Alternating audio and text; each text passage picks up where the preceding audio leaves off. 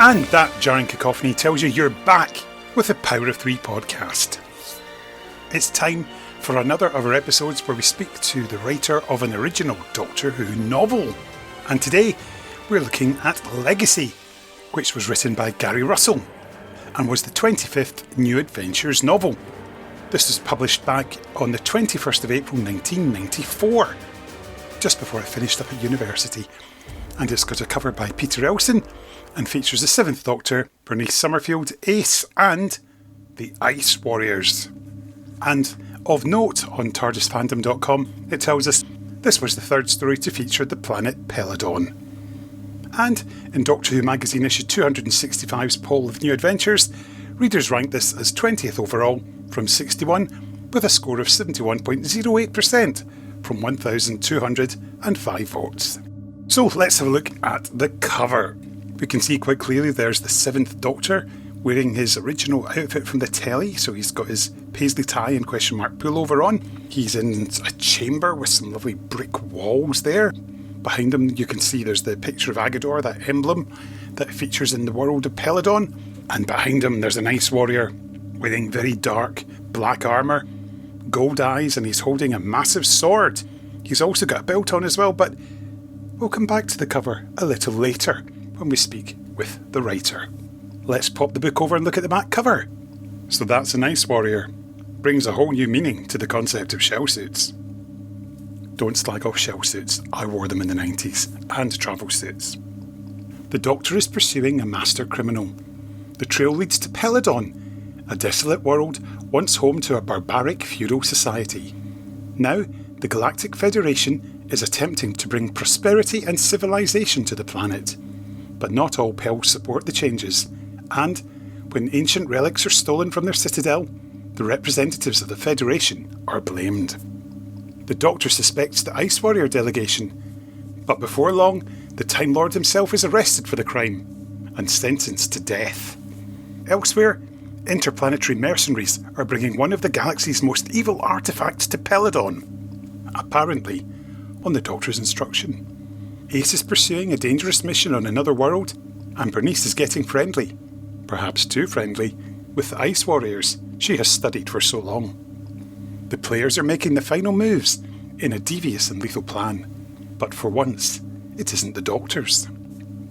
One-time actor Gary Russell has been involved with Doctor Who for longer than he cares to remember. He is the editor of Marvel Comics' Doctor Who magazine and the writer of Cyberspace 3000, a science fantasy comic. And it was $4.99 for a copy of this book. Right, so we've given you the backdrop and the setup, so why don't we hear the prelude to Legacy, which was originally published in Doctor Who magazine and written by Gary Russell. And this reading has been done for us by our podcast regular, Stevie Day. The lights were making him sweat. A somewhat uncommon feeling for a Martian lord. He looked down at the table beside him. A decanter full of spring water and a ridiculously small glass. If he'd even tried scooping it up, he'd probably crush it into granules. With a soft sigh, he resigned himself to a dry throat. So tell me, Professor, isn't it time you retired? Time you allowed the torch of your exploits to be passed to younger hands? Professor Ruck feigned a hissing laugh and tapped his interviewer's knee insincerely. Like hollow video interviewers, old archaeologists never retire. They just buy new trowels. The interviewer politely laughed as the live audience roared at his discomfort. A large grin spread across his face. His eyes shot hatred at the large but slender Martian beside him. Moving swiftly on, Professor, I understand your first brother has been placed in charge of the Bruck. Bearing in mind that the Lassell hatchery has a history of militaristic honours, are you considered a freak by taking an interest in less aggressive subject? Ruck hissed silently. I have not spoken to my first brother Savar in many years, but nevertheless I am proud of his achievements as he is of mine. His promotion to the command of Galactic Federation's most illustrious craft is a very great honor to every member of our hatchery. But are your hatchery brothers as proud of you? Ruck leaned forward, and the interviewer took an involuntary squirm further towards the back of his chair. I suggest you ask them. I am here to promote the Brextel Collection's funding of my expedition to Festa Ostris. That is my new disco text, of course, available from Bucket's Universal Publications next week. It will only cost you... Ruck's words were lost under a thunderous roar and a round of applause as the live audience were enjoying watching the interviewer and being ridiculed by his guest. Ruck glowed in the appreciation. He glanced down at the decanter and glass beside him. Gingerly, he picked each up and poured himself some water. How kind of you to make me feel welcome. He smiled at the interviewer. This glass is wonderfully appropriate for a Martian. The interviewer's reply was lost under another rousing cheer and clapping of hands.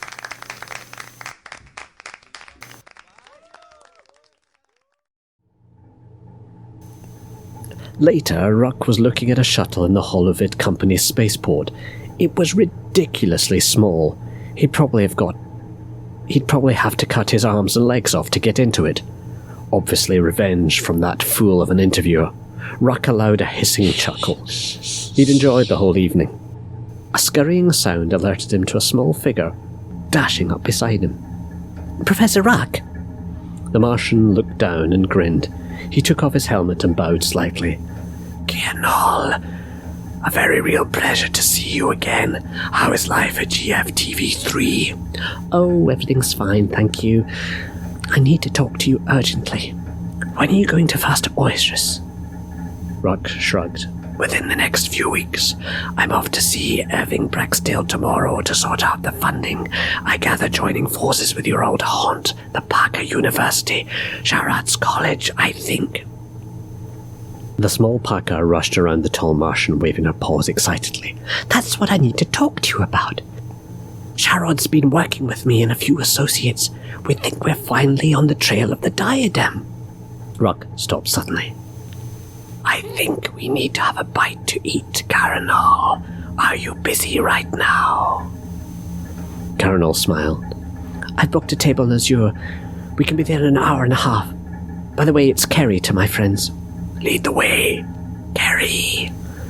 Do you have a shuttle, or shall I commandeer this ridiculously small thing that the Holo Company have seen fit to suggest I'd squeeze into? Kerry laughed and twitched her whiskers. I think GFTV3 can stretch to a bit of fuel and dinner on my expenses, yeah? Ruck nodded. I should have thought a journalist of your caliber would have an open-ended credit account. Oh, I wish. Don't forget, Neil Corey runs GFTV3. Yeah. The only open-ended account is his, with his whiskey supplier. Corey hasn't changed then. How is he? Same old lovable dictator. Typical human. Ruck stood beside Kerry's shuttle, and at a beep from her datapad, the site melted away to let them in. After they boarded, the wall rematerialized, and a few moments later, the shuttle was heading for Azure. Dinner was a splendid feast. Ruck dined on genuine Martian sack, while Kerry munched on Paka Salvolt Naha. After a few glasses of Champagne Floranda, Ruck and Kerry were talking 9 to the dozen about their incredibly high-profile careers and the delight they both took in upsetting the establishments that frequently employed them. I gather your coverage of Operation Galactic Storm brought you even more respect and admiration. Kerry looked down, suddenly serious. Yes, it also took away a lot of friends. We certainly brought back dramatic and downright harrowing hollows, but I also brought back a few friends in body bags. It's not always the fun and frolics inside battle lines that people make out. Yeah. I guess that's where I'm lucky working for Neil. He knows when it stops being fun. He gave me a few weeks' break. I'm off to Paka tomorrow. And then we're off to Peladon. Indeed. Kerry twitched her whiskers. Yeah, thought that would interest you. I finally get to meet your first brother, Savar. I hope you find him as interesting as the rest of the media too. Ruck saw a flash of puzzlement cross his companion's furry face. He hissed a sigh. Don't ask me why, but there is a degree of competition between us that is unhealthy. Savar and I are just too proud, too typical Martian to stop. And one day it will be too late. I'll get crushed in a rock fall or he'll get blown up by Galaxy 5 terrorists, and the survivor will have a life of regrets. Ruck shrugged. Let's change the subject. I want to know about the diadem. Carrie got excited almost instantly. Right. Well, we think we've located it. Somewhere near the Wavis Ravine. For years the scholars have been looking in the wrong place. I think the Gahar records are misleading, probably deliberately. I've teamed up with a Caprian called Demagia and a human called Alex Roberts. Sharon's team are beginning to get interested. Gina and I wanted to know whether you'd consider joining us before you get into the Horan ruins. Ruck considered and swigged more champagne Florana. To work alongside yourself, Carrie. That I like. Charlotte, however, may be a problem. I'm used to leading, and so is he. He and I would tread upon each other's toes, to use the common vernacular. Carrie looked down at Ruck's massive non-toed feet and smiled. Fair enough. Yeah. But, Ruck continued, you have a good team. I don't know the human, but the daughter of the Federation chair is a renowned scholar, and Catrians are hard workers, the archaeological equivalents of investigative journalists like yourself. Sounds to me as if you have a good team already. No, my dear Carrie, I will decline your offer, but I promise to monitor your progress with delight. Carrie shrugged. Trouble with you Martians. You're stubborn, yeah?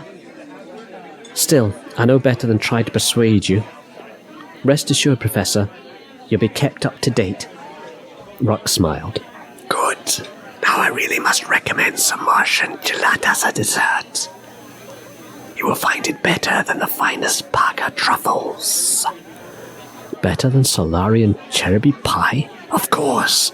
Martians taught the Solarian people everything there is to know about cooking desserts. Laughing, Carrie called a waiter over. 3 days later, Carrie was back on Paga. Damagina greeted her at the spaceport. With her was a humanoid about half a metre taller than Carrie. Beside Gina and the human with her, Alec, he was still small. The newcomer was covered in red fur, his long-ribbed nose like a paca mole, bulbous eyes glinted in the sunlight, and he smiled a row of incisor teeth. This is Vega Lexus. Professor Sharrett has invited him to help on the Wavis Ravine. Carrie nodded at Vega Lexus. A pleasure. All mine, I assure you, Vegas Lexus boomed in a voice deeper than his diminutive size implied. I have given Gina the necessary details of where we think the ancient diadem might be. Gina held up a 75mm laser disc and shrugged. Carrie was too polite to say anything, but Alex wasn't. Where the hell are we supposed to play that? I haven't seen one of those in about 15 years. Gina smiled. The Paca library isn't known for its modern technology, my love. I have a CDV installed in my pewter. Court and I have been sending each other messages on it already. Let's go diadem hunting then, said Carrie. Deep below Paca's surface lay the ancient diadem. It had lain there for many centuries, an object abandoned and forgotten by many. But the ancient diadem wasn't damaged, merely recuperating.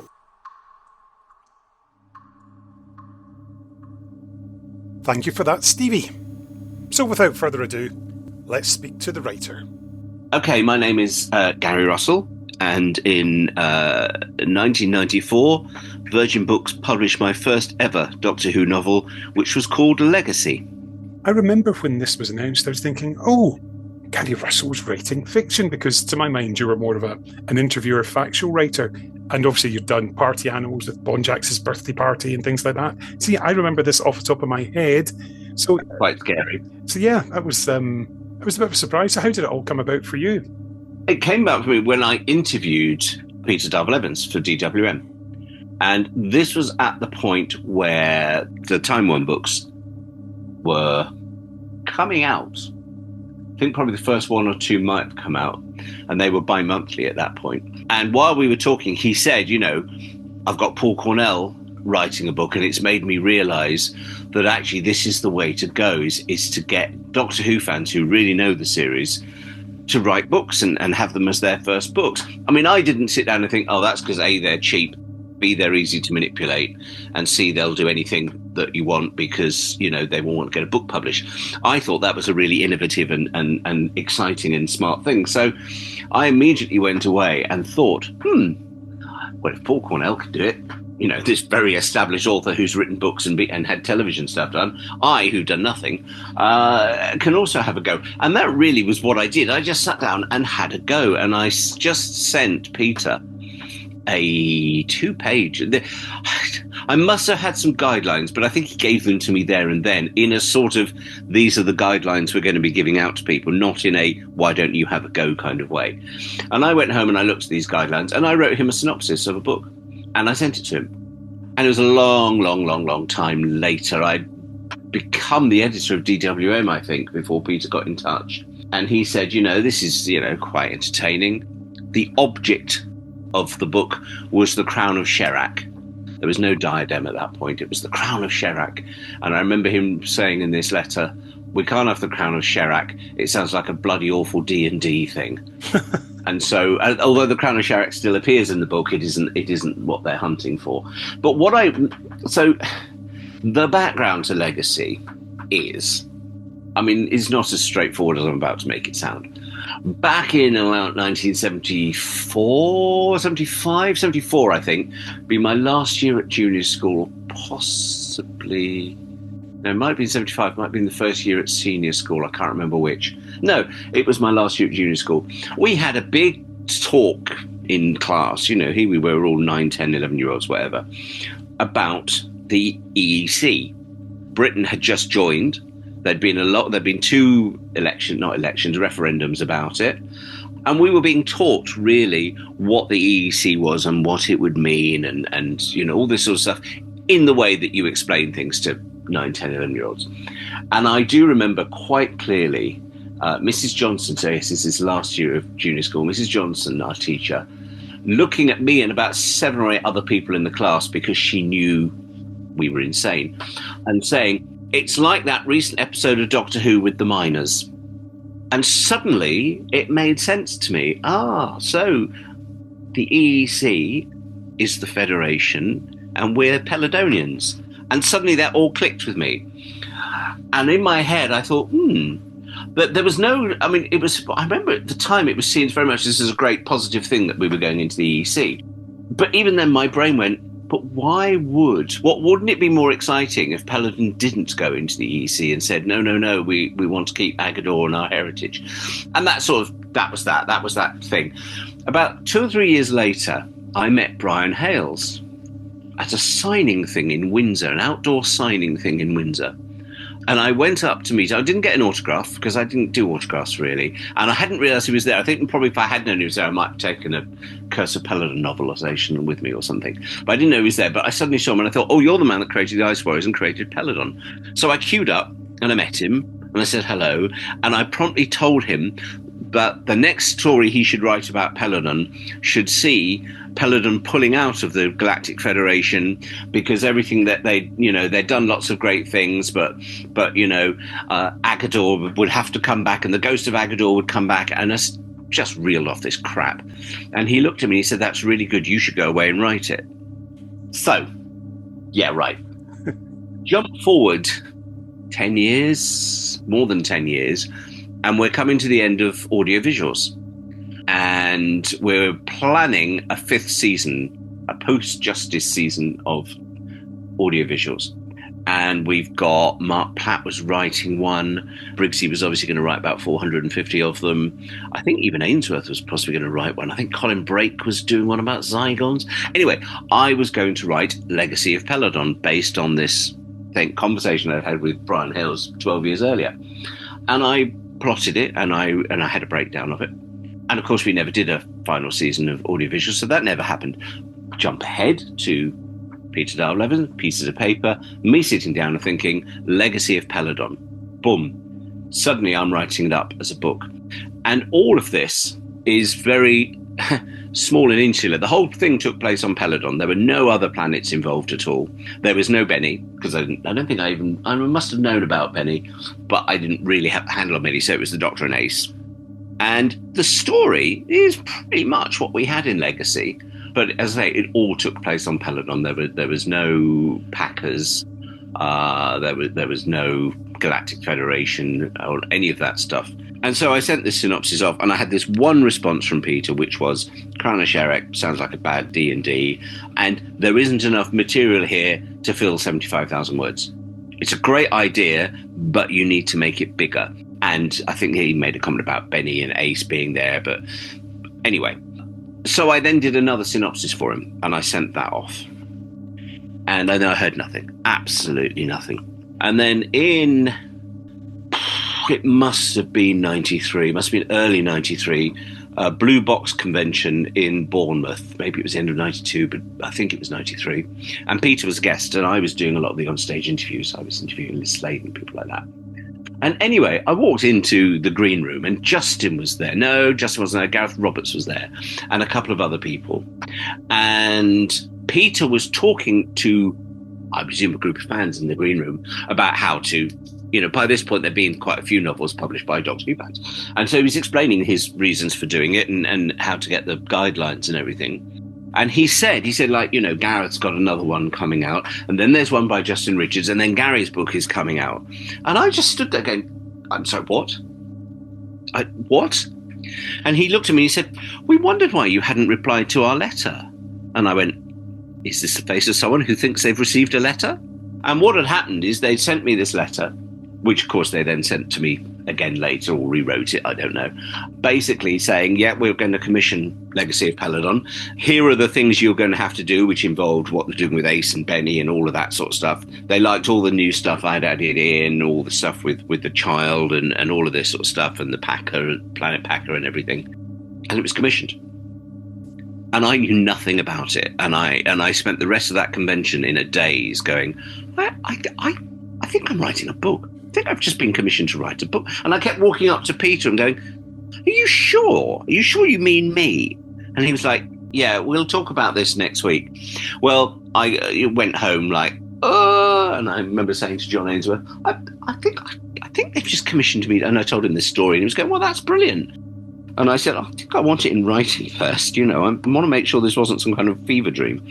So I phoned Peter, I think, on the Monday morning and said, right, what's going on? And he said, we've just either rewritten or reprinted the letter and sent it to you. Once you've got it, we'll go forward and sign a contract and off you go, write us a Doctor Who novel. Bang, that's what I did. And I wrote Legacy in a constant state of imposter syndrome, because I didn't quite understand how I'd never had this original letter. And I was thinking, are you now only commissioning me because you've accidentally said it at a convention in front of people? Although subsequently I learned that it was a case of the letter had just never got to me. And it was so flattering and so absolutely out of my depth I just sat there with my little Amstrad writing in loco script. And I was working, of course, at DWM, editing DWM during the day, and writing this book in the evenings and learning that deadlines are things that sail past very, very quickly if you're not careful. Although I don't think I was that late, actually, with Legacy. I've been a lot later with other books for Virgin.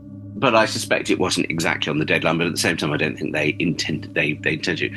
But it was looking back at it now. So for this chat, this is the first time I have read Legacy since it was published in 1994. I literally never picked it up. So I was reading it going, I have no recollection of this story. I don't know what happens. I've got a vague idea who the villain turns out to be, because I don't think it's that complicated. But I couldn't remember the nuts and bolts of it. I couldn't remember the beats of the story or the characters or who was good and who was bad and who was going to live and who was going to die. And it was quite eye-opening to read it and going, wow, there are certain things in it where here I am 30 years later and I still write point of view material the same way and character stuff and what people think. But technically, as a technical exercise, Legacy is appallingly badly written. and I can see the editorial input of Virgin, which I didn't see at the time, but I can see now. I swap point of view perspectives all the time in the same paragraph. It's terrible, really bad thing you should never do. I was doing it all the time. So they were ever so often having to force new paragraphs into things and break paragraphs up, meaning you get lots of tiny little chunky paragraphs, and then sometimes they clearly just went, oh, we give up. And so there is a lot of changing perspective going on. So technically, I look at it and I wince. But actually, I didn't wince at the actual writing of it. I wince at the fact that it's full of continuity references. But then this is, and lots of character names of people I knew, who at the time, other people didn't know. They went on and became very famous people afterwards. But in 1994, when that book came out, they weren't particularly known to people. But it's a whole thing of, this is my first book and it might be my only book. This might be my only chance. So God help me, I'm going to throw everything at the wall and see what sticks. And that's really what Legacy is. And it became Legacy. I took the of Peladon off it and it just became Legacy because it's a much better title. Interesting. I mean, I remember just talking about all the character names because the first time we met was November 92. And I recognised when this book came out so many of the names like Neil Corey and people like that and Bill Cook and all these references. Yeah, King Riddler. Mark Wyman's in there. Yep. My friend Simon Sadler's in there. Paul Cooper's in there. There's always a Townsend. Every single book I've ever written's got somebody called Townsend in it. Mm-hmm. Craig Hinton's in there. Yeah. There's another Packer named after my friend Simon Moore. Mm-hmm. God, yeah, everyone. And Damacourt is named after David McCourt, who was a Doctor Who fan, who was probably about 14. I mean, the whole character is based on him. He was about 14. He used to turn up at Doctor Who conventions. He was a nightmare. He wouldn't mind me saying this, I'm sure. He was an absolute precocious nightmare. Drove us all complete, because he kind of latched onto groups of people. And everywhere, it was like having this terrier running around your ankles the whole time and just doing everything naughty that 14-year-olds without a parent there shouldn't be doing. And he was in the bar and he was running around. He was just a nuisance. And so I based the character of Damacourt on David. Every single sentence that Damacourt says is lifted from David McCourt in real life, because I was just like, I want to kill you. You are such an irritating child, and yet had so much charm and sort of, no matter how much you wanted to hit him, he'd just turn around and would smile in that kind of, oh, have I done something naughty kind of way. And so I captured, I think, a lot of that in Damacourt. I liked Damacourt as a character in the end. And of course, he turns out to be quite smart and intelligent and heroic. And he and Kerry the Packer, make quite a nice little team. And in my head, I was thinking, oh, I'd like to bring them back at some point. I'll do a sequel and bring them back. That would be good. Yeah. So all of those things are all things that a lot of people do, and I just did to extremes when it's your first book and you think this will be my only chance. No one's ever going to commission me to do another one. I'd assume then that when it came to like sorting out the rights for Peladon and such, like that was nothing you to worry about. That was all down to Peter. That was all done by Virgin, or as I suspect wasn't done at all. I think that was very much Virgin's attitude was, we'll wait for someone to shout at us. I don't think Virgin ever sat down and cleared a single copyright for anything. They just went, well, we're doing Doctor Who. We have a license for Doctor Who. Let's go for it. Which I think is probably, I have to say, it's the same attitude I had at the early days of Big Finish, which was, we'll do it until someone shouts at us. We always went for Daleks and Cybermen, the big ones that we knew would be tricky. But I remember at Big Finish doing the Naimon. We never went to Anthony Reid and said, can we have permission to do the Naimon? And it all went past the BBC and no one at the BBC batted an eyelid. And I was like, if someone complains, I can say, well, the BBC approved it. And I think it was very much Virgin's attitude in those New Adventures and Missing Adventures days was, we have a license to do Doctor Who. And, you know, at that point, there was no one at the BBC who was going to sit down and say, have you got the rights for this? Because no one gave a monkey's. And I think Virgin were very lucky in that I think everything that happened prior to the TV movie, that's sort of 4 or 5 years before the TV movie happened and the BBC suddenly got interested in Doctor Who again, people got away with murder because there was no one really caring. As far as the BBC was concerned, Virgin paid the money for a license. Boom, off you go. Don't want to hear from you again, which is a lovely situation, I imagine, for Virgin to be in. I'd imagine. Now, of course, You're a huge fan of Ice Warriors, aren't you? Yeah. So how was it to get to write for them and create your own Ice Lord on planet Benian? I have to say, I did laugh at that reference. Islier retiring to the planet Benian. Oh, yes, that's right. Alan Bennion, yes. That wasn't subtle, was it? Oh, subtlety, thy name is not Gary Russell writing Legacy. I love the Ice Warriors. There was a point where I killed off Skeet and then changed my mind and had him injured because I thought, no, I like these Ice Warriors. Savar and Skeet and Hissel, they all need to survive. I didn't want to blow up the brook.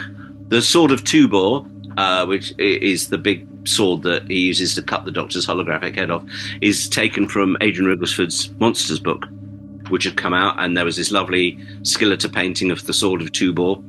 And I said to Adrian, can I have that, please? And he went, yeah, of course you can. So that's where that came from.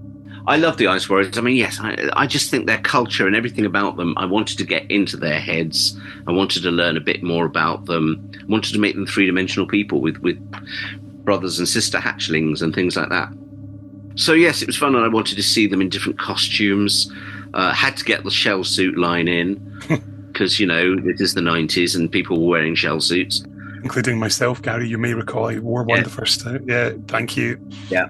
Nobody wears them now. Not even I do. Years later, many, many years later, I had an email from Mark Gatiss. This would be when he was writing Cold War. And he said, can I nick your shell suit line for this episode of Doctor Who? And I was like, of course you can. Oh, the Ice Warriors are going to be in it, are they? Oh, thanks, Mark. That's a tip-off. As it is, he didn't use it at the end because I think someone probably some young script editor probably went, what's a shell suit? Because in 2007, no one wore shell suits anymore, so the joke wouldn't have worked. But I was very flattered that he asked for that. So yeah, Ice Warriors, brilliant. Can't go wrong with Ice Warriors. I just think they're magnificent beasts. How did you find writing for the Seventh Doctor? Very difficult. I thought it was going to be easy. I thought it was going to be terribly easy because I obviously understood Sylve's Doctor and that would be fun. And I found it very, very difficult. And I realised, well, no, I didn't realise now, I knew back then that I was actually writing Patrick Troughton's Doctor. He has Troughton's way of speaking. He does Troughton-esque things. And this is entirely why. They said to me afterwards, do you want to do another new adventure, which is very flattering. And I said no. Because the missing adventures, I think, had just been announced. And I said what I'd like to do, having just basically written Patrick Troughton in a Sylvester McCoy costume. So I'd actually like to do a Patrick Troughton story. And I was friends with Annika, and I thought, yeah, I'd like to do a second Doctor, Ben and Polly. So immediately they said, do you want to do another one? I said, no, can I do a Troughton one? Because I knew I could write Troughton. Or I thought I could write Troughton. And that was because clearly I had found this way in Legacy that actually, instead of writing Sylvester McCoy's Doctor, I was definitely writing Troughton's Doctor all the way through. All his interactions with the Ice Warriors, all the stuff where he's working stuff out with bits of chalk, and he's just, it's pure Troughton. And there's a point where he walks around a room counting out steps to do something and just randomly does things to throw people off the scent and appears to be loony. And you're like, yeah, this is Troughton. This is season 6 Troughton I'm writing here, which is great. But I must have had much more difficulty writing Sylvester McCoy than I thought I was going to.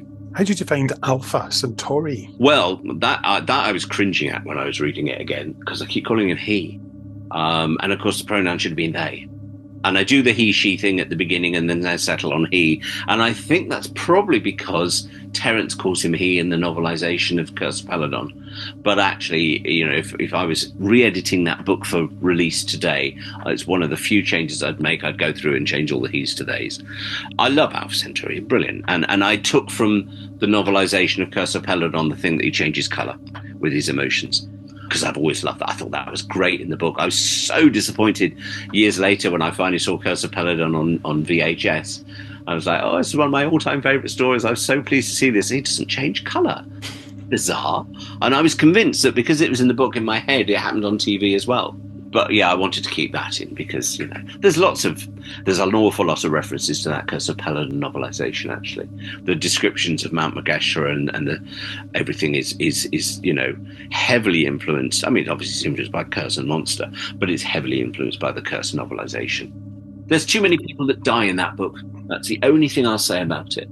is there are too many deaths. And I know that there's a reason for that, which is it's what has to make the king walk away from the EEC. But at the same time, I was thinking, oh, Gary, no, I wouldn't do that today. I'd have a lot more people hurt. And you know, there is no way, I don't think, if I was rewriting Legacy today, I wouldn't kill off Geban or Torg at the end. They're kind of cursory, and it's like they're major characters, and their deaths are so incidental. And yes, it's the king could have come to that realization without them dying. They could have been quite happily injured. As a writer today, I'm much less interested in death. I find finding ways of not killing people far more interesting than ways of killing people. Death is too cheap in the Doctor Who universe, and I think back in 1994, death was what was needed, but I wouldn't do it like that today. Of course, talking of death, the diadem, which of course makes a reappearance further on. Does it? And he jests at scars, doesn't it? Oh God, does it really? Is it there? Is that the diadem? That's what the Valyard and Ellie are going to recover, isn't it? Oh my God, I'd forgotten that completely. Because of course, yes, I didn't destroy that at the end. I set that up for a sequel. Always end a book setting up a sequel, so the publisher says, "Oh, we've got to see what happens next." Said nobody ever about Legacy. Yeah, I like. Well, as I said, originally it was the Crown of Sherak, and it was a Peladonian thing, and then it became a Packer thing, which story-wise makes far more sense, and it gives a reason for people to be coming and going to the planet, and sets off the fake Nick Reese. We never know what his real name is. Yeah, I love the diadem. It's great, and I enjoyed the stuff at the end with Sadler, and she's gradually being taken over by it, and it keeps talking to her from inside the box, and she's like, what is going on? And you see her gradually becoming more and more and more absorbed by it, until eventually, I love the irony. I remember writing this so clearly, because I wrote the end before I wrote anything else. I wrote the beginning and I wrote the end, although the beginning isn't the beginning of the book. The beginning is the stuff in the TARDIS. The three things I wrote, so the very first thing I wrote actually is the sequence with the chalk and Savar and Skeet and the Doctor and the chalk outline. And then I had to think, well, shit, I've got to kill someone and actually make that work. So that was the first thing I wrote. Then I wrote the beginning, which is the TARDIS stuff. Then I wrote the ending, so I knew where I was going with everything. And then I went back and wrote the book. And then the last thing I wrote was actually all the opening stuff with the original king and Pertwee and the diadem. That was the very last thing I wrote in that book. But I wrote the ending, and I remember thinking, I love the irony. Possession is such an interesting theme in Doctor Who and fiction generally, and it's always something that's both scared and intrigued me, is possession, where you have no control over your own body.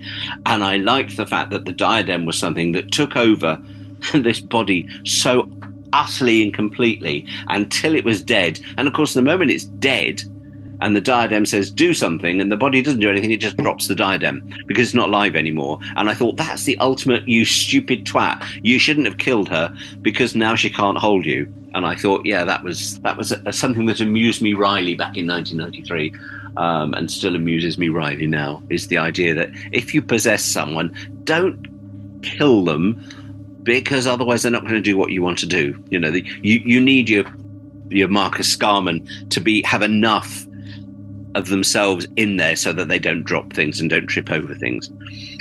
So that amused me enormously. I like the diadem, yes.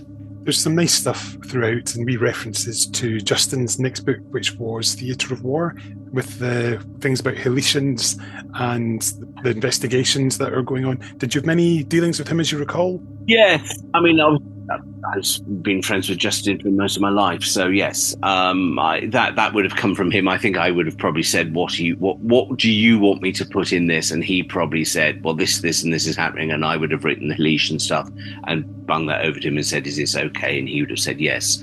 And then Peter would have gone through it and said, yeah, that all makes sense. That was definitely cooperation between me and Justin. And I think there's a reference to Tragedy Day in there as well, which was the book immediately before this. And I think there's one line or one reference to a character or something somewhere. I remember thinking this when I was reading it the other day, thinking, what's that? And I thought, oh, that's Tragedy Day, isn't it? That's Gareth's thing. I must have got that from him. So yes, it's part of that shared universe. You knuckle down and do it because it's fun, and they're your mates, and you want to make them happy. Very much so. And what did you think of the cover when you first saw it? A Peter Elson classic. Beautiful. Absolutely beautiful. Had to then change. So I think that cover arrived before I finished writing the book, probably because I was a bit late. But I'd certainly written most of it. And I had asked for that sequence. But there were two very, very major differences that Peter did. No, there were three major differences that Peter did, all of which were fine. One, he put Sylvester in his question mark pullover at a point where that was, and I was amazed that Virgin didn't say to him, no, he wears a white suit. So I had to go back and put him into that jumper for that one story and make reference to it. Two, I had asked for it to be taking place in a cavern.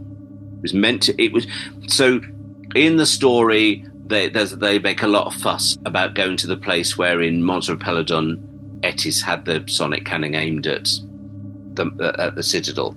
And that's where that execution was meant to take place. And suddenly it's inside what I decided was probably there for the sacred chamber of Agador, because it had the walls and everything like that. So I changed that location. That was easy as well.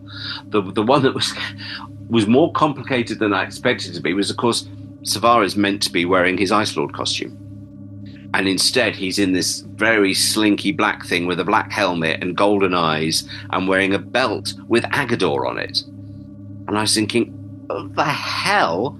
So I had to go through the book, and it worked quite well of when he walks in, he's kind of got this marriage between Martian pomp and ceremony, and he's wearing the belt to sort of tie himself into Peladon, because it's a Peladon thing that they're executing the Doctor. So all that kind of wove together quite nicely. But it's an amazing piece of artwork and hangs on my wall upstairs. I bought the original, and I love it. I love it to pieces. I'm so proud of that cover. I had never noticed the Agador on his belt before. On his belt. 32 years later, I've seen something new on it. Thank you, Gary. Yeah. So yes, I had to rush back and rewrite that sequence to take into account where it was located and what Savara was wearing. And I liked, it's actually quite nice that he would change into a special Martian execution kind of thing.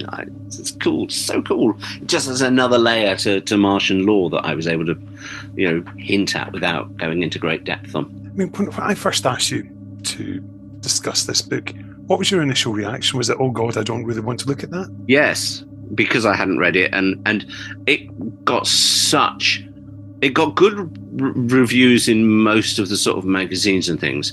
But of course, Reckhart's Doctor Who was just burgeoning out, and the people on Reckhart's Doctor Who were mostly made up of frustrated writers who couldn't get a book published, and they absolutely hated people like me and Chris Boulis and probably later David McEntee, people who wrote traditional Doctor Who rather than writing arty-farty sci-fi. So, of course, Legacy was absolutely ripped to shreds on Reckhart's Doctor Who.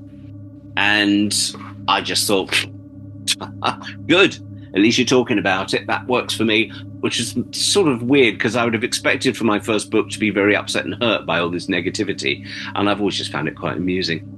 And I still bump into people today that go, oh, fuck, Legacy's shit, isn't it? You must be so embarrassed by it. And I'm like, no, it's not shit. And I'm certainly not embarrassed by it because it's my first book, which is more than you've ever written. And but I went into it when you asked me to do it thinking, how bad is this going to be? And I was pleasantly surprised that prose-wise, it wasn't terrible. Technically, it was dreadful. And I could go, yeah, that's where I can see that I've learnt so many lessons, and I wouldn't do any of it. So the only things I don't like about it, and I will say these are things, I wouldn't say Virgin forced them on me, but they encouraged them, I think, is the slightly puerile violence. There's a lot of heads getting blown off and people dying in quite disemboweling kind of ways, which Virgin were very, very keen on. I think someone thought that's what made Doctor Who bigger and better than the small screen.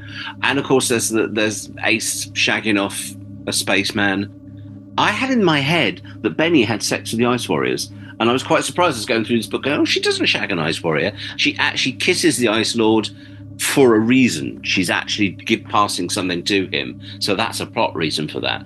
So the only sex scene is actually Ace. And I think maybe there was a sort of, oh, you need to make it a little bit more raunchy. And I was like, I don't do raunchy. I'm not a raunchy kind of person. So the Ace sex scene is there really under sufferance. And to be honest, Ace is there under sufferance. She has nothing to do in that story, really. You could take the entire subplot of Ace out and the book would not be any different. And that is just because my original synopsis was the Doctor and Ace. I was asked to replace her with Benny. I thought that was exciting. I really loved Benny. I thought she was a great character. I'd read the books with her in. I thought she's magnificent. I'm going to have fun writing for her. And then they said, oh, but Ace is back now. We've brought her back, but she's this hard-bitten space marine who hates everything. And I was like, oh, all right then. So she's kind of token in there, but not much. There's a couple of things I notice now that I don't think I noticed back then, but I know I didn't write. There's a reference to this not being the original TARDIS that at some point in another book, and that's definitely been put in by Virgin. That was Blood Heat, where the TARDIS is lost and they take the Season 7 TARDIS. Right. Well, the trouble with that is, of course, that if I'd known that in advance, I might have rewritten that sequence, because there's a reference to, oh, this isn't the original TARDIS, therefore all of Ace's belongings are missing. And then a paragraph later, it's full of Ace's belongings. And you're like, yeah, it wasn't really thought out. And there are a couple of other continuity moments. There's a moment, again, I don't know what this was. I think I wrote it because I think I see the writing of it looks like my writing. But obviously they'd said to me, oh, Benny needs to have some weird memories of someone called Fred, or Fred has been in her head, or something like that. I, to this day, don't know what that was, but there's a reference to that in there. And I thought, yeah, these are all little things that Virgin was asking me to put in for continuity reasons. But definitely the thing about the TARDIS being a different TARDIS, that ain't me at all. That's Rebecca's writing, I think, because it just isn't the way I would have phrased or written that. And it isn't followed up 2 paragraphs later. It sort of, and it jolts. You kind of think, well, you could just not bothered.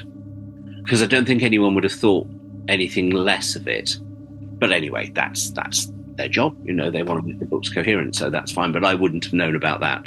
And I don't think I really registered it at the time, because probably I did know about it. About, oh, that's a reference to Blood Heat or something. But here am I 30 years later going, no, that's definitely not my writing. And I wonder what that was about. And there's a couple of those throughout the book of continuity references to other books that I think were either put in by Virgin or they asked me to put it in at the last minute. And I kind of shoehorned them in a grumpy sort of, oh, God, how is this going to affect my story? No, it isn't. Oh, well, I'll put that line in then, quite happily. I got to create the Packers, which, to be honest, have stuck around, which is nice. Very fond of the Packers, very fond of Kerry. I'm quite pleased with that. I think there's nonsense stuff. Oh God, there's a whole Mavic Chen thing, isn't there, with Amazonia and Mavic Chen? And that's just me thinking, well, Doctor Who's got to be quite nice little universe. This book is set in the year 3950. Therefore, Mavic Chen was guiding the solar system in the year 4000. So here we are, 50 years earlier. He'd be a young intern working for Amazon. So, you know, this again is the kind of thing you do when no one's telling you shouldn't do it. And you think, I'm never going to get another chance to tie all my favourite things in Doctor Who together, so let's do it. Fantastic. So here we are. You've gone through it. How do you feel about it now? I have always been very, very proud of Legacy. It's my first book. It's like your first child. You can't help but be in love with it, no matter what naughty things it gets up to. I was surprised how, 30 years later, it ain't half as bad as I expected it to be. I don't know whether I should be appalled or pleased, but I say my writing style of how I write characters and how I write their points of view and how I write their innermost emotions and thoughts and the way they treat each other hasn't changed. I still write like that. It's that Malcolm Hulk thing. I'm appalled at how technically inept it was and how much work Virgin obviously had to do to make the paragraphs work. And someone should have turned around to me and said, this isn't how you write books. You know, you can't do change of. So no one ever told me that. The first person to tell me that, I think, was either Steve Cole or Jack Rayner, halfway through writing various BBC paperback Doctor Who books. You know, that's like 6 years later that someone finally said to me, you shouldn't do this, you know. And I was like, oh, I've been doing that for years. So it'll be quite interesting looking at Scales of Injustice to see whether I made those same mistakes. I'm sure I did. I know I did in Cat People. But yeah, if no one tells you these things, you're going to keep repeating the mistake. But technically, that's kind of the only thing. And yes, obviously, I think it's a bit too violent, and there are far too many names that are so obvious that it kind of takes you out of the story a bit. But that, again, is the reflection of 30 years later. At the time, it didn't. So yeah, I'm still as proud of Legacy as I was back in 1994. I've enjoyed rereading it, and I didn't expect to, and I came away thinking, that's quite a good little story. He did that quite well. It could do with being a bit shorter, but then I think all Virgin New Adventures could probably do with being 20,000 words shorter than they are. I think 55,000 words, which is what we tended to do with the BBC hardbacks, the new series stuff, I think is an ideal length for a Doctor Who story. 75,000 words, you're always going to have a bit of padding and a bit of waffle. So Doctor Who doesn't really need sort of the length of 2 movies. It's not a great way to do it. So I think that's the flaw of the Virgin and early BBC books thing, is you inevitably end up padding your stories out because your story has a certain lifespan. Oh shit, it's another 20,000 words. Go and put some subplots in, put some new characters in that don't really go anywhere. And I think Legacy is absolutely a victim of that, shining high and bright. Well, you'll be pleased to know, Gary, that on Goodreads, it's actually got a decent rating. You've got 3.32 out of 5. All right. So you've got 5 stars, 14%, 4 stars, 28%, 3 stars, 36%, 2 stars, 50%, 1 star, 4%. So you're talking 81% or 3 stars or above. Oh, well, that's good. Yay. Hurrah! Hurrah! Yeah. Obviously, those reviews were not written by people on Rec Arts Doctor Who in 1994. Yeah, because they're actually strung together and they're actually quite literate. Saucer of milk. Meow, meow for Mr. Kenny. For the cat people. Mm. Gary, thank you once again. Pleasure. Lovely stuff, as always. And we'll be coming back to those Goodreads ratings very soon. However, before we look at the contemporary Doctor Who magazine review and how things look in Goodreads today, we're going to have a second reading, and again it's courtesy of our pal Stevie, with incidental music in the background from Russell Stone. No matter, Tyrrell barked. The execution will proceed. Bring in the prisoner. A solemn party entered the tiny sacred chamber. Skeet was first, brushing aside the burgundy curtain, Agador's face stitched into its gold filaments. He was followed by Court and Kerry, both of whom looked around in awe at the holy temple. Never thought I'd get in here, muttered the Parker, clutching tightly at her datapad. The Doctor and 2 guards came in next, and Carrie stared at him. No reaction crossed the Time Lord's face, just a tight grin, as his unwavering eyes scanned her. But she nodded slightly at Court, who in turn looked behind the Doctor. Bernice, eyes burning in rage, and Centauri, a very dark shade of purple. Court indicated for them to join him, and Carrie.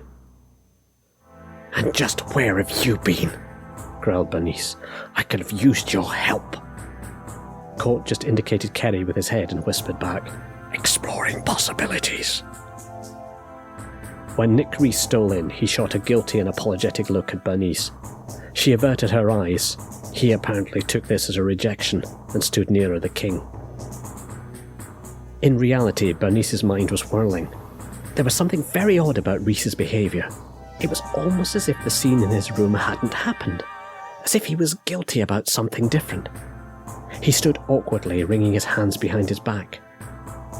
Briefly it crossed her mind that he might be genuinely worried about the Doctor. After all, they were old friends. Then the Doctor's admission that he'd never met Reese before the feast reminded her there was something odd about this man she liked on the surface. The discussion with Lania, the kiss, heartfelt, she had thought, and yet he flirted with her the following morning, as if she was the first woman he'd noticed since his wife's death. Her attention was suddenly distracted. Tyrrell had begun a proclamation sentencing the Doctor to death for the murder of the royal personage of Peladon. Behind her, Bernice could sense the anger and resentment pouring out of Centauri. To her left were Kerry and Court. From them she sensed anticipation. "You're actually enjoying this," she hissed at Court. In reply, he reached out and squeezed her hand. Angrily, she yanked it back away. The only people missing were Gebben, Atlissa, and of course Savar. One of them walked in at that moment. Gebben shuffled over to Tarl, who had interrupted his soliloquy, to listen to his Chancellor's whispered message. "Damn," was the only response Bernice could hear. Tarl tapped on the floor with an ornate staff he plucked out of a guard's hand. "Let the sentence be carried out." Bernice wanted to pull forward, but Court grabbed her with surprising force and shook his head. She looked over and saw Skeet beside Rhys. Slowly, Skeet's head turned, and he seemed to be staring at her, staring hard. She wanted to turn away, but there was something in his almost totally unreadable face hidden beneath his face mask. Then she realised something else was happening here. It wasn't just the Doctor's execution. Skeet, Court, probably the Parker as well. They were all in this together. The plot? The theft of the treasures? My God, they've planned this all along. The Doctor and I have been framed. Skeet turned away as Savar strode into the chamber. He was no longer dressed in his full military regalia. His cloak was gone, and he was sheathed in a tight-fitting ebon suit. His dark green helmet had been removed, and in his place was an identical black one, his eyes hidden behind gold squares of glass. Bernice recognised the ancient code of attire as that worn by high Martian warrior chieftains centuries before, during the Martians' most barbaric period. She also noted that his slim belt had been upserved by a concession to Pel's call for justice, a thick leather affair decorated with metal shapes. Dead centre on the belt, just below the waist, was yet another carved image of Agador. The light flickered off its metallic sheen, almost giving the impression the beast's head was actually moving. But it was what he carried that really caught Bernice's attention. The sacred sword of Tubber. He was going to use the Martian equivalent of the Pel Lance of Agador to seek retribution. His twisted idea of Martian justice. The Doctor had been right to distrust the Martians all along. The Doctor fell to his knees and bowed his head, and Bernice held her breath.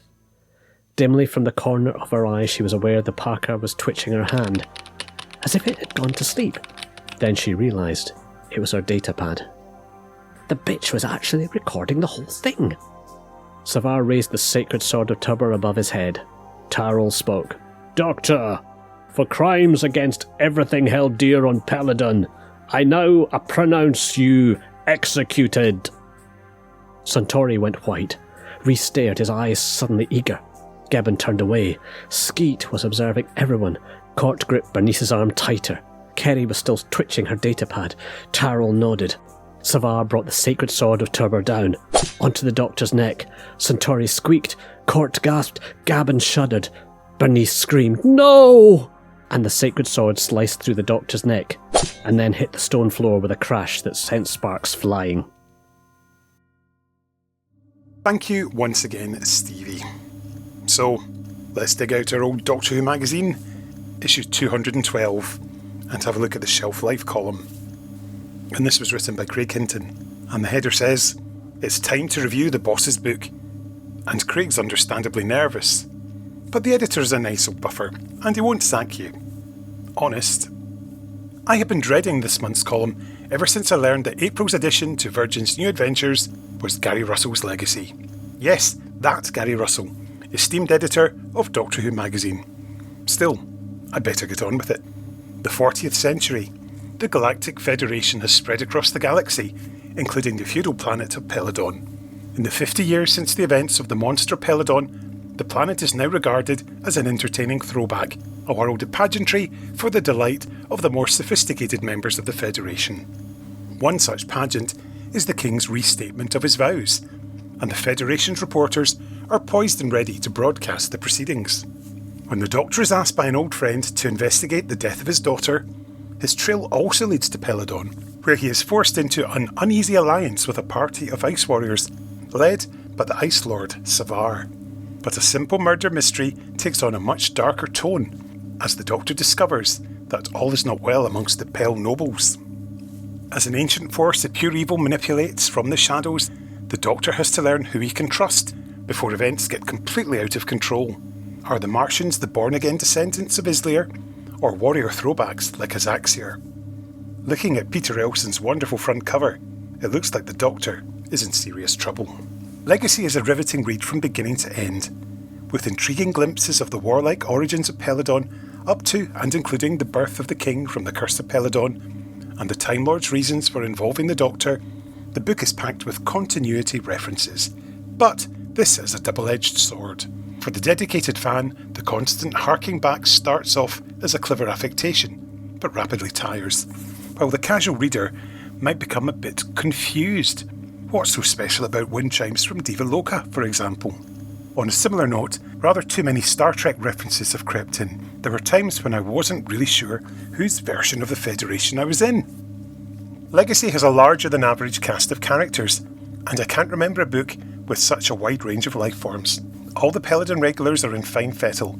Alpha Centauri reads as if he, she, it has just walked out of one of Brian Hales' stories, while the Ice Warriors are every bit as menacing, warranted or not, as they have ever been. And guess what they look like with their armour off? The Packers, humanoid gerbils, are a new invention, and the tantalising glimpse of their society demands that they be looked at in more detail. As for the host of minor players, I seem to recognise a number of names. Surely they're not based on real people, Gary. I did get the impression, however, that Ace was rather superfluous, and packing her off on a special mission gives us a better look at Benny. The story is simple, and all the better for it, simply because there's so much packed into it. The action moves from Earth to Peladon in a single stroke, and we are once again immersed in the culture we have grown to love. Gary has a firm grasp of Brian Hale's feudal society, and everything presented is a logical follow-on from The Curse and the Monster of Peladon.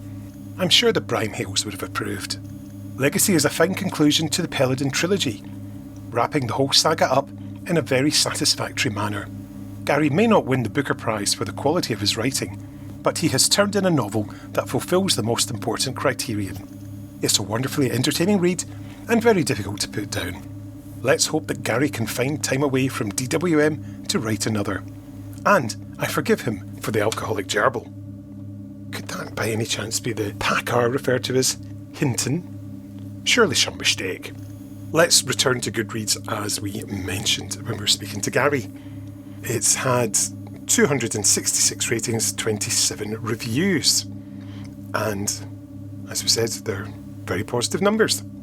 Here's a 4-star review from Mel. When I read this, I didn't realise it was Gary Russell's first novel. I liked it quite a lot.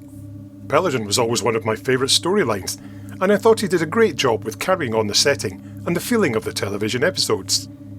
It had a very strong feeling of being halfway between a Bernice Summerfield adventure and a Doctor Who adventure, but that might just be because of the Packard, which I've only come across in Benny audios before. But she really shone in this, particularly with her relationship with the Ice Warriors. I have to say, the little scene with Pertwee and Jo really stood out, and I definitely want to read the book that Gary wrote about those two now. I think he's getting confused with one Gary wrote with the Third Doctor and Liz Shaw, but that's Scales of Injustice, but don't worry, Mel. I'm sure you'll enjoy it. 4 stars from Daniel Kukwa. My own personal choice for the most underrated of the 7th Doctor New Adventures. Legacy is the ultimate comfort food. A warm nostalgic revisit to a fondly remembered alien world from the early 1970s with some lovely enhancements along the way. It's far from being a dark and challenging novel, but it pays off 100% in the contentment department. Something to read when life seems very grey and you need a hit of that wonderful Doctor Who magic to lift your spirits. It's 3 stars from David Layton. The maturation of the Ice Warriors from stock baddies to honourable soldiers has been very good to see. Treatment of aliens as intelligent and reasonable is one of the reasons that Doctor Who is so far superior to most American TV science fiction. Russell has kept Brian Hales' creations intact, from the Ice Warriors to Alpha Centauri to the Peladonians. His own additions, the rat-like Paca, and a complicated plot involving galactic politics and a lost icon, make the story eminently enjoyable. I am not sure that Benny snogging an Ice Warrior was wholly necessary. Of course, when I was speaking to Gary, we mentioned the reviews that appeared on Rickard's Doctor Who. Here's a 1-star review from Chris. This was among the first VNAs I read. I had read a couple of others I liked and loved the Peladon stories, so seemed an obvious choice. Thankfully, this wasn't the very first one I had read, or I might have given up completely. Rereading now, I actually think it is worse than I remembered. Firstly, it barely has a plot, mostly some warmed up leftovers from the previous Peladon stories. Instead, most of the book is long info dumps or recapping old stories, absurdly long descriptions, or trying to construct a single chronology to early 1970s stories. Secondly, Ace is shoved off to a side plot, barely appearing in the story. Thirdly, the Doctor acts oddly throughout the book. I do not really recognise the character at all. They also have him manipulate Benny, for no really good reason. Finally, there is a lot of problematic content in the story. Worst is probably the decision to inexplicably misgender Alpha Centauri as he, including having both the narrator and the Doctor. There are a couple of nice moments which makes it better than the creepy time worm Genesis, and it is not as badly written as The Pit, but that is about as much positive as I can say about it. Thank you, Chris. Thank you for sharing that. If you've enjoyed the episode today, feel free to leave a comment on our Facebook page and tell us what you thought about Legacy. You can follow us on social media at Power of 3 Pod on Twitter with a number 3, at Finished Zine on Blue Sky, and feel free to leave a review wherever you get your podcasts from. And so, dear listener, it's time to go. Our time is up once more, but we shall return next week with another new adventure. Which could it be? Could it be The Ace of War by Justin Richards? Well, it may just. Until then, we're going to leave you with a song. And, as you know, I love Pet Shop Boys. And it just so happens that they have a song called Legacy from their album Yes. So, until next time, I've been Kenny Smith, and let's hand over to Neil and Chris. That's it. The end. But you'll get over it, my friend. Time will pass. Governments fall. Glaciers melt. Hurricanes ball. High-speed trains take us away, north or south, and back the same day. And you'll get over it. You do. You'll get over it. Seasons will change, more or less. Species vanish, arts perplex. Resentment remains.